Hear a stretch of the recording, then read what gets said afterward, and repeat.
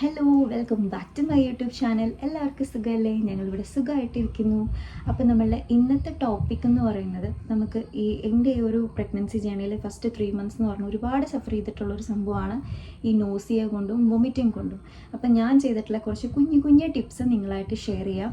അതിനു മുമ്പ് എൻ്റെ ചാനൽ ആദ്യമായിട്ട് കാണുന്നവരാണെങ്കിൽ ചാനലൊന്ന് സബ്സ്ക്രൈബ് ചെയ്യാൻ മറക്കരുത്. അതുപോലെ തന്നെ നമ്മളെ വീഡിയോ ഇഷ്ടപ്പെട്ടാൽ ലൈക്ക് ചെയ്യാനും കമൻറ്റ് ചെയ്യാനും ഹെൽപ്ഫുൾ തോന്നിയാൽ ഫ്രണ്ട്സിനൊന്ന് ഷെയർ ചെയ്യാനും ശ്രമിക്കാം. Tips to avoid nausea and vomiting. Actually ഇത് തന്നെയാണ് ഈ മോർണിംഗ് സിക്നെസ് എന്ന് പറഞ്ഞു കഴിഞ്ഞാൽ ഇത് തന്നെയാണ് എൻ്റെയും പ്രശ്നം. എൻ്റെ പോലെ ഒരുപാട് പേരെ അലട്ടുന്ന പ്രശ്നമായിരിക്കും ഇത്. എൻ്റെ ഇത് 8th month ആണ്, എന്നിട്ട് പോലും എനിക്കിപ്പോഴും മോർണിംഗ് സിക്നെസ് ഉണ്ട്. പക്ഷേ എനിക്കിപ്പോൾ നോസിയ പൂർണ്ണമായിട്ടും മാറി. പക്ഷെ 2-3 പ്രാവശ്യം എങ്കിലും രാവിലെ വോമിറ്റിംഗ് ഉണ്ട് ഇപ്പോഴും.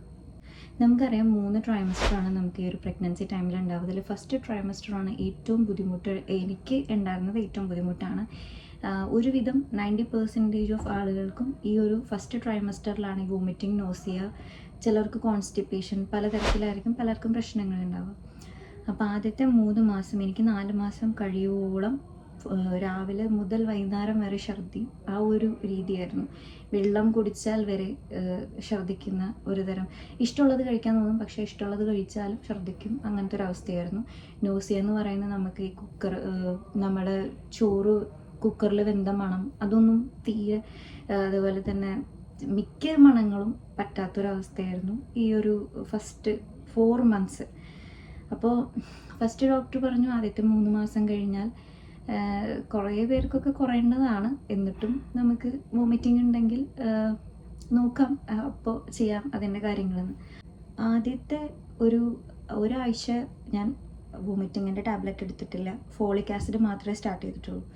പിന്നെ അവിടെ നിന്ന് അങ്ങോട്ട് വോമിറ്റിങ്, തലവേദന, പലതരത്തിലുള്ള പ്രശ്നങ്ങളായി. പിന്നെ ഞാൻ വോമിറ്റിങ്ങിൻ്റെ ടാബ്ലറ്റ് എടുത്തു തുടങ്ങി. ഞാൻ പല വീഡിയോസിലും പറഞ്ഞിട്ടുണ്ട്, ഡോക്സിലാമൻ ടാബ്ലറ്റാണ് എടുത്തിട്ടുണ്ടായിരുന്നത്.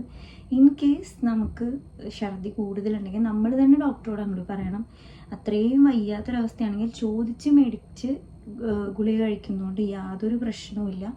ഡോക്ടർ പ്രിസ്ക്രൈബ് ചെയ്തു തന്ന മരുന്നുകൾ മാത്രമേ ഈ സമയത്ത് നമുക്ക് കഴിക്കാൻ പാടുള്ളൂ. അതാണ് ഒന്നാമത് നമ്മൾ ശ്രദ്ധിക്കേണ്ട കാര്യം. 3 മാസമായിട്ടും എൻ്റെ ഛർദി നിൽക്കാണ്ടായപ്പോൾ 4ാമത്തെ മാസം പകുതി വരെ ഉണ്ടായിരുന്നുള്ളൂ എനിക്ക് പിന്നെ ഛർദി.